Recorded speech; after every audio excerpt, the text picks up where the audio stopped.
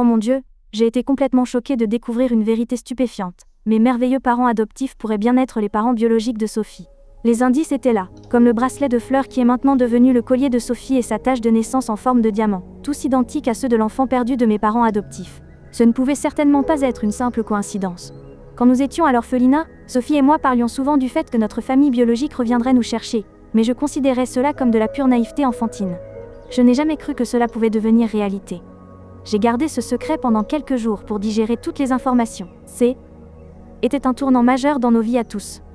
L'image de ma mère, assise tristement sur le balcon, feuilletant la boîte à souvenirs de son enfant disparu, me hantait sans cesse. Ma mère avait manqué tant d'années de la croissance de sa fille.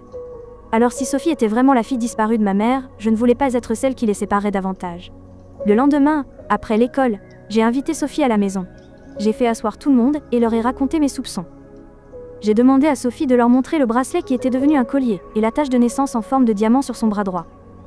Cela a choqué à la fois mes parents adoptifs et Sophie, mais cela a aussi expliqué beaucoup de choses. En voyant Sophie aux côtés de mes parents, j'ai réalisé à quel point elle ressemblait à ma mère adoptive. Ils ont fait un test ADN, et ces jours d'attente des résultats étaient tendus. Quand les résultats sont revenus positifs, mes parents ont éclaté en sanglots et n'ont cessé de nous serrer, Sophie et moi, dans leurs bras.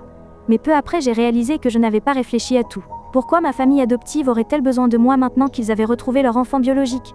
Finirait-il par me détester et me renvoyer? Ou alors, ils m'aiment, échangeraient avec la famille adoptive de Sophie, et je serais coincée dans cette modeste maison à garder leur petit garçon. Mes parents ne cessaient de parler de Sophie. Ils lui demandaient constamment comment elle allait, et tout le reste. Ils ne me demandaient plus jamais comment était passée ma journée. Au lieu de cela, ils voulaient que je leur raconte absolument tout sur Sophie. Ils invitaient Sophie à la maison tout le temps. Elle semblait toujours être dans notre salon à regarder des documentaires avec papa ou dans la cuisine à aider maman à cuisiner. Une fois, je suis rentrée tard à la maison, et j'ai trouvé Sophie endormie dans mon lit. Cela m'a vraiment agacée car elle n'habite pas ici.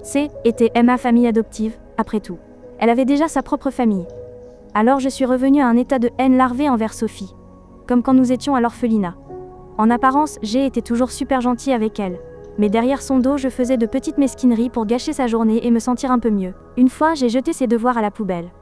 Une autre fois, j'ai caché sa veste pour qu'elle doive traverser la pluie avec juste une mince chemise. Et j'ai aussi collé du chewing-gum mâché dans sa trousse. Je savais que mes actions étaient méchantes. Mais j'avais trop peur de perdre ma nouvelle famille au profit de la parfaite Sophie. Je voulais juste qu'il m'aime. Mais je me suis toujours sentie comme le deuxième choix.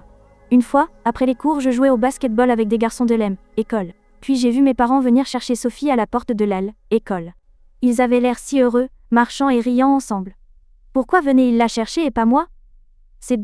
Était moi qui vivais avec eux, après tout. Pourquoi me mettaient-ils délibérément de côté? Je me suis souvenue de la scène à l'orphelinat et comment les parents adoptifs de Sophie l'avaient choisie, elle, au lieu de moi. Pourquoi qu'était toujours elle et pas moi? Qu'est-ce que j'avais fait de mal? Je me sentais mal aimée, mais surtout en colère. Je ne pouvais pas faire face à la scène où ils jouaient une famille heureuse, alors je suis allée rester temporairement chez un ami. Plus j'y pensais, moins je voulais rentrer à la maison.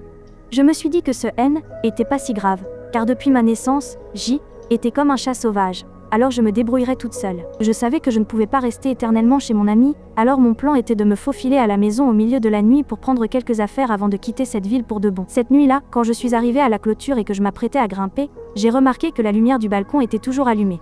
Maman était assise là avec un verre de vin et pleurait. Puis papa est venu la réconforter et a dit « Elle reviendra bientôt », avant de la guider à l'intérieur. Cette scène était déchirante, et je me suis sentie si stupide pour toutes mes pensées égoïstes. Ils devaient être très tristes, car la pire chose qui leur soit arrivée était de perdre un enfant, et maintenant mon acte de disparaître les faisait revivre ce cauchemar. Ils avaient même adopté un enfant plus âgé pour que cela ne se reproduise pas, et pourtant J était partie comme une enfant gâtée. J'ai mis ma fierté de côté et suis entrée dans la maison, où j'ai vu le salon richement décoré, et une banderole tomber qui disait « Merci Anne ». Mes parents ont entendu mes pas et sont descendus, et dès qu'ils m'ont vu, ils ont couru pour me serrer fort dans leurs bras, puis ils ont éclaté en sanglots. Il s'est avéré qu'ils avaient cherché Sophie à l'école ce jour-là uniquement parce qu'ils me préparaient une fête surprise, pour me remercier de les avoir aidés à se réunir. Mais je n'étais pas rentrée à la maison. Ils avaient peur de perdre un autre enfant, et ils ne pensaient pas pouvoir supporter cette douleur une fois de plus. J'ai pleuré et je leur ai raconté toutes mes inquiétudes et mes pensées être abandonnée à nouveau, car Sophie avait déjà été choisie à ma place auparavant. Ils ont dit « Ma chérie, vous êtes toutes les deux nos filles. S'il y a un changement, c'est que nous vous aimons encore plus maintenant. Car tu es l'ange qui a aidé cette famille à se réunir. » Donc ils ne m'avaient pas échangé avec la famille de Sophie. De plus, maintenant, Sophie et moi étions toutes les deux sur le point d'entrer à l'université. Sophie avait 2 familles aimantes, et nous étions devenus les meilleurs amis du monde.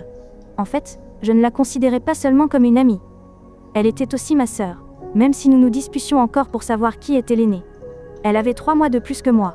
Mais comme J était plus grande et plus autoritaire, j'insistais pour être l'aînée. J'avais dû attendre longtemps pour trouver ma famille parfaite. Mais il s'est avéré que cette attente en valait la peine.